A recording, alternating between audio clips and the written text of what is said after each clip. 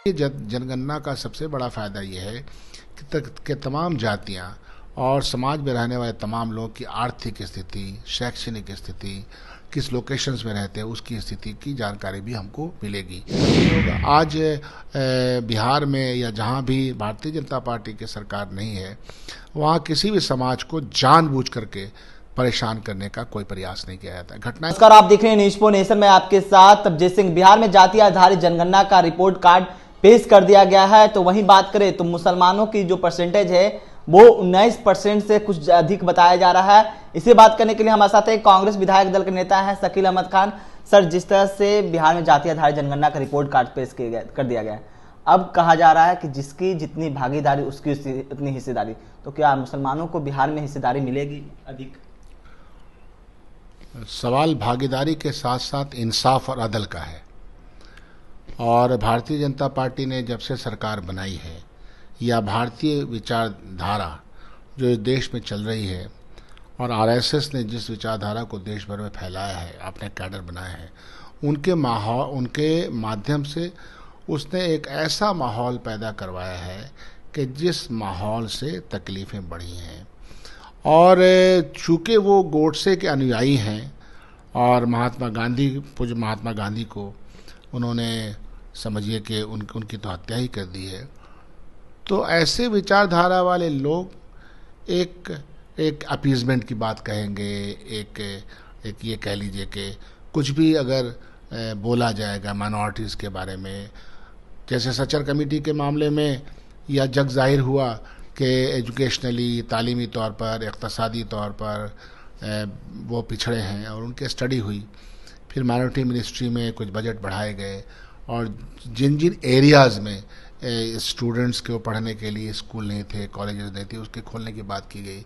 शिक्षा में समान अधिकार देने की जैसी बात कही गई। तो आपने देखा कि किस तरह से भारतीय जनता पार्टी को ये एक बिलबिलाहट के तौर पे लगा। इसलिए यह जो प्रश्न है, जातीय जनगणना का सबसे बड़ा फ़ायदा ये है कि तमाम जातियां और समाज में रहने वाले तमाम लोगों की आर्थिक स्थिति, शैक्षणिक स्थिति, किस लोकेशंस में रहते हैं उसकी स्थिति की जानकारी भी हमको मिलेगी। लेकिन रिपोर्ट कार्ड तो उसका पेश नहीं किया गया, सिर्फ जाति बताया गया। रिपोर्ट कार्ड वो आपने सुना नहीं उस दिन के असेंबली के आते आते वो आर्थिक स्थिति की पोजीशन भी का भी अंदाज़ा होगा। मैंने ही बताया था कि बहुत सारे ऐसे लोकेशंस हैं, जैसे सीमांचल का जो लोकेशन है वो 3 नदियों के बीच में वो सारी बसावट है, तो उस बसावट की अलग दिक्कतें होती हैं। उसमें आप देखिएगा कि बहुत ज़्यादा कोई अमीर है, फ्लड आया तो उसके 10-10 एकड़ ज़मीन चली जाती है। तो इन सब की स्टडी ज़रूरी है आर्थिक स्थिति की। लेकिन काम बहुत बड़ा हुआ, मुबारकबाद के मुस्तहिक हैं बिहार सरकार और ख़ास तौर पे माननीय नीतीश कुमार जी। तो और बिहार ने पूरे अपने संसाधनों से कार्यक्रम को किया। तो इसलिए मैं किसी एक पैकेज, 2 पैकेज के हिसाब से राजनीति को देखता नहीं हूँ। मेरा सवाल यह है कि मुसलमानों को भी ड्यूटी सीएम का भागी मिलना चाहिए बिहार में। राजनीति में भारतीय जनता पार्टी ने जो माहौल बनाया है, कोई भी सरकार हो वो अदल और इंसाफ करे। जब इंसाफ की बात होगी तो कोई दिक्कत नहीं होगा। आज बिहार में या जहाँ भी भारतीय जनता पार्टी की सरकार नहीं है, वहाँ किसी भी समाज को जानबूझ करके परेशान करने का कोई प्रयास नहीं किया जाता। घटनाएं घट सकती हैं, लेकिन उसके ऊपर इमीडिएटली एक्शन होता है। भारतीय जनता पार्टी और उसकी विचारधारा तो ये है कि नहीं साहब, अमुक कम्युनिटी रह नहीं सकती, उसको गालियाँ दी जाती हैं, उसके भद्दे भद्दे अल्फाज से उसका इस्तेमाल किया जाता है, जो गलत है। संविधान सम्मत नहीं है ये बातें। तो वो उन सब चीज़ के हम लोग खिलाफ हैं और ये गठबंधन भी खिलाफ है। लेकिन बिहार में आपका स्पेसिफिक सवाल मिलता है सीट, मुसलमानों को डिप्टी सीएम का ये सब पद मिलना चाहिए। उस तरह से उस पैमाने पे मैं पहला व्यक्ति हूँ, शायद आपको लगेगा कि मैं जज्बात में कभी आता नहीं हूँ। मैंने जब कहा कि एम्पावरमेंट के प्रोसेस को हर लेवल पे जो लोग भी वंचित हैं, गरीब हैं, परेशान हैं, आंकड़े उनको शैक्षणिक आधार पे, राजनीतिक आधार पे या फिर आर्थिक आधार पे पीछे देखते हैं, इंसाफ ये कहता है कि उसको आगे आना चाहिए। उसमें कोई भी समाज में आ जाए, आप देखिएगा कि आखिर पिछड़ा, अति पिछड़ा, दलित, और इन वर्गों में पिछड़ा, अति पिछड़ा वर्गों में मुस्लिम समुदाय भी बड़े पैमाने पे आता है। हमारे इलाके में सुरजापुरी आता है, कोल्हैया आता है, शेखड़ा आता है और बहुत सारी जातियां जो उस ओबीसी के साथ शामिल हो जाती हैं। फिर आर्थिक विषमता, अगर आर्थिक कमजोरी है तो ईडब्ल्यूएस में वो सारे लोग आ जाते हैं।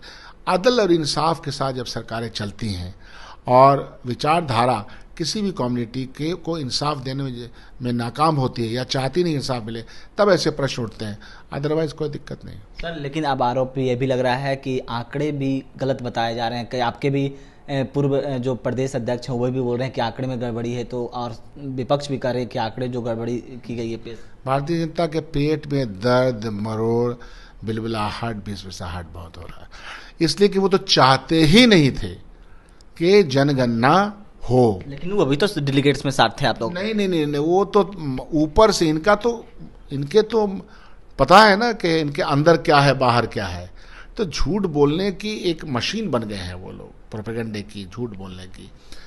अब जब पूरा डेलीगेशन गया था वहाँ प्रधानमंत्री जी से मिलने के लिए, उसके बाद जवाब क्या आया?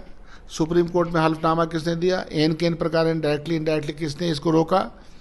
विधानसभा, ये पार्लियामेंट के अंदर और राज्यसभा के अंदर जनगणना न हो इसके बारे में बात किसने कही?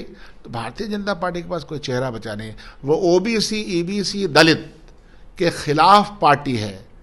तो उनके लेकिन ओबीसी क्या हिमायती बताते हैं आप वो लोग? उनके मौलिक इसको अधिकार को छीन लेना चाहते हैं और इनडायरेक्टली छीन रहे हैं। जैसे कि एग्जाम्पल, ओबीसी, ईबीसी, दलितों को रिजर्वेशन की पॉलिसी का लाभ मिलता है और मिलना चाहिए, लेकिन जब आप सरकारी तंत्र को भेज दीजिएगा, प्राइवेट के हाथों में दे दीजिएगा और प्राइवेट में रिजर्वेशन का की संभावना ही नहीं है, लेकिन तब क्या होगा? नहीं नहीं, जब आप रेलवे की नौकरियां खत्म कीजिएगा, जब आप जहाज रानी की ये नौकरियां खत्म कीजिएगा, जब आप बैंकिंग सेक्टर की नौकरियां खत्म कीजिएगा, सबको आप प्राइवेट करने की तरफ बढ़िएगा, तो प्राइवेट सरकारी सेक्टर में मिलता है। बहुत ही सिंपल खेल है कि वो तमाम तंत्र जिससे के लाभ मिलता है गरीबों को, दलितों को, ओबीसी को, अति पिछड़ों को, उस तंत्र को ही बंद कर दो।